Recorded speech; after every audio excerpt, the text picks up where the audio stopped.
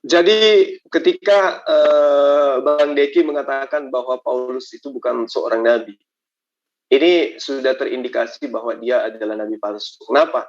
Karena di dalam Kisah Para Rasul 13 ayat 1, nyata-nyata di situ dia disebut sebagai nabi.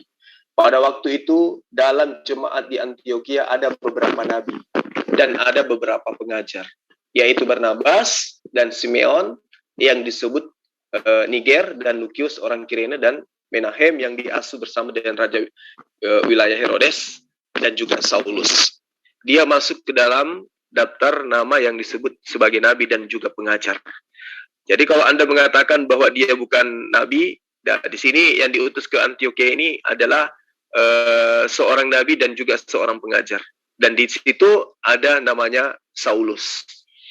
Lalu kemudian ketika kita berbicara mengenai nabi palsu, apa yang kemudian yang saya terangkan tadi? Ketika Paulus itu saya jelaskan berdasar terhadap pengajaran Yesus, di mana di tengah-tengah mereka, di muridnya dia, ya, di tengah-tengah murid Yesus itu akan muncul sosok pengajar yang bukan nabi, tetapi dia adalah seorang penyesat yang kemudian mengajarkan murid-murid Yesus untuk menyembah kepada Yesus. Nah, yang dinubuatkan yang saya ceritakan tadi, baik yang dinubuatkan oleh Yesus maupun yang dinubuatkan oleh Perjanjian Lama, itu sangat jelas bahwa orang-orang yang dimaksud dengan nabi palsu di sana adalah orang yang nyata-nyata berada di tengah-tengah pengajaran murid Yesus, berada di tengah-tengah murid-murid Yesus. Jadi nabi palsu ini jelas terang berasal dari tengah-tengah murid Yesus. Nah, ketika di dalam Markus 13 ayat 6 dikatakan bahwa akan datang banyak orang yang memakai namaku dan berkata akulah dia, dan mereka akan menyesatkan banyak orang. Lalu di dalam Ulangan 18 ayat 22 juga dikatakan bahwa apabila seorang nabi, ya, ini pengajar maksudnya ini.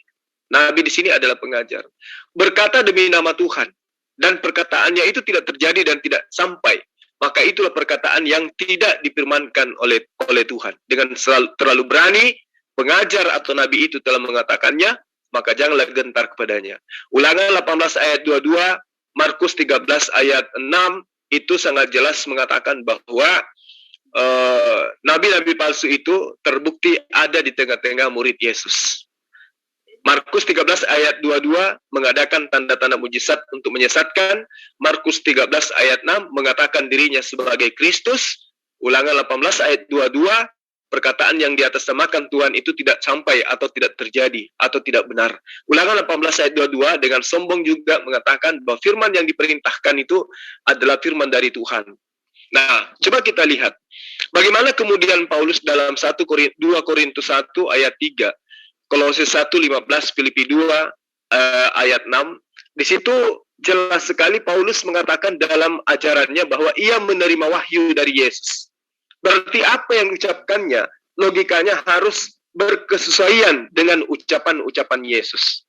Sementara di dalam Yohanes 17 ayat 3, lalu kemudian Yohanes 7 ayat 16, Yohanes 7 ayat 29, Matius 21 ayat 11, Yesus mengatakan dirinya hanyalah nabi utusan Tuhan. Paulus mengatakan Yesus itu adalah Tuhan. Nabi Yesus mengajarkan kepada muridnya dirinya adalah nabi utusan Tuhan.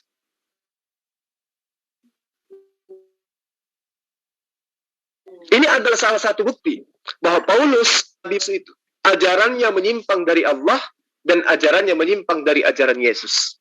Ini tidak bisa kita pungkiri, karena ini adalah fakta di depan mata. 2 Korintus 1 ayat 3, Kolose 1:15, Filipi 2 ayat 6, jelas mengatakan Yesus itu adalah Tuhan. Ajaran siapa? Ajaran Paulus. Sementara Yohanes 17 ayat 3, Yohanes 7 16, Yohanes 7 ayat 29, Matius 21 ayat 11, Yesus mengajarkan siapa dirinya, bahwa dirinya hanyalah nabi, utusan Allah. Nah, di sini ada dua mata pelajaran yang bertentangan. Satu mengatakan Yesus itu adalah Allah, satu lagi mengatakan Yesus itu adalah nabi. Yang mengaku nabi adalah Yesus sendiri, yang mengaku Yesus Tuhan adalah Paulus. Sekarang siapa yang palsu di sini? Kalau Yesus sudah mengajarkan dirinya siapa dirinya, Paulus mengajarkan dia adalah Tuhan, siapa nabi palsu tersebut? Silakan.